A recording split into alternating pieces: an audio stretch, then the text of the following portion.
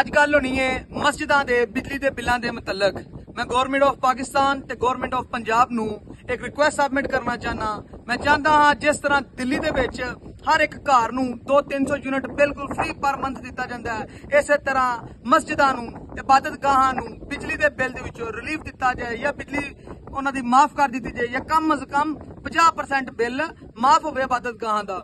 जिस तरह वज़ीर आला पंजाब मरियम नवाज शरीफ साहिबा ने एयर एंबुलेंस का आगाज किया, जिस तरह उन्होंने ITCT का आगाज किया, अगर मस्जिदों के बिलों के 50% डिस्काउंट दे दिता जाए तो आने वाली कई नस्लां याद रखणगियां कि गवर्नमेंट ऑफ पाकिस्तान ने इबादतगाहां मस्जिदों वास्ते 50% बिजली का बिल माफ कर दिता है। लिहाजा मेरी गवर्नमेंट ऑफ पंजाब के अगे ये अपील भी है, रिक्वेस्ट भी है कि बिजली के बिलों के मुतलक एक्शन लिया जाए। जिन्नियां भी इबादतगाहां ने, मस्जिदां ने, चर्च ने, मंदिर ने, गुरुद्वारे ने, इन्हां इबादतगाहां दा 50% बिल माफ किया जाए। इनदे विच जिन्ने मेरे वीडियो वेखण वाले दोस्त ने उन्हां अगे अपील है इस वीडियो नूं ज़्यादा से ज़्यादा शेयर करो ताकि मेरी वीडियो वज़ीर आला पंजाब मरियम नवाज शरीफ साहिबा तक और वज़ीर आज़म पाकिस्तान शहबाज शरीफ साहब तक मेरी वीडियो पहुंचे ताकि साडियां इबादतगाहां नूं रिलीफ दिता जाए। मुख्तलिफ प्रोजेक्ट के अंदर करोड़ां अरबां रुपए लगाते जांदे ने, रोड बनाए जांदे ने, एजुकेशन वास्ते दिते जांदे ने, मुख्तलिफ छोटे मोटे प्रोजेक्ट वास्ते अरबां रुपए सबमिट किए जांदे ने, रखे जांदे ने, लेकिन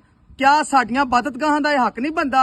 मुख्तलिफ छोटियां पिंडां च मस्जिदां हुंदियां ने जिन्हां च बिल नहीं इकट्ठा हुंदा। वड्डे शहरां च लोग चंदा ज्यादा से ज्यादा डोनेट करदे ने क्योंकि उत्थे कारोबार ने, उत्थे इंडस्ट्रीज ने, उन्हां कोल मालदार लोग ने, वो मस्जिदां च पैसा देंदे ने। लेकिन पिंडां थावां ते देहातां च मस्जिदां च बहुत घट लोग जिहड़ा ना पैसा देंदे ने क्योंकि मजदूर लोग उत्थे हुंदे ने, उत्थे अपना गुजारा करन या मस्जिदां च जिहड़ा ना पैसे देन। मैं अपनी जिंदगी च कुछ ऐसे देखे ने मस्जिदां जिन्हां दा बिल अदा ना होने की वजह तो मीटर कट लिया जाए। नंबर 2 दोस्तों तुहाडी एक इन्फॉर्मेशन वास्ते मैं एक दसदा जावां कि तुहाडे करीब तरीन जिहड़ियां मस्जिदां ने उन्हां दे बिल चेक करिया जे। अगर किसी बिल दे उपर TV टैक्स लग्या होवे वो तुहाडे वीर अफाक अहमद राजपूत ने खत्म करवाया, वफाकी मौसम की अदालत तो आर्डर करवाया होया है। अगर किसी भी बिजली के बिल के उपर मस्जिद का बिल होवे उनके उपर TV फीस टैक्स लग्या होवे तो तुसां एक सिंपल ਜਿਹੜਾ ਮੁਤਲਕਾ ਤੁਹਾਡੇ ਕੋਲ SDO ਜਾਂ ਐਕਸ਼ਨ ਦਾ ਦਫ਼ਤਰ ਬੈਠਦਾ ਹੈ ਉਹਨੂੰ ਬਿੱਲ ਦੀ ਕਾਪੀ ਇੱਕ ਲਫ ਕਰਕੇ ਉੱਪਰ ਐਪਲੀਕੇਸ਼ਨ ਲਿਖਣੀ ਹੈ ਕਿ ਮਸਜਿਦ ਦਾ ਬਿੱਲ ਹੈ, ਇਹਦੇ ਤੋਂ TV ਟੈਕਸ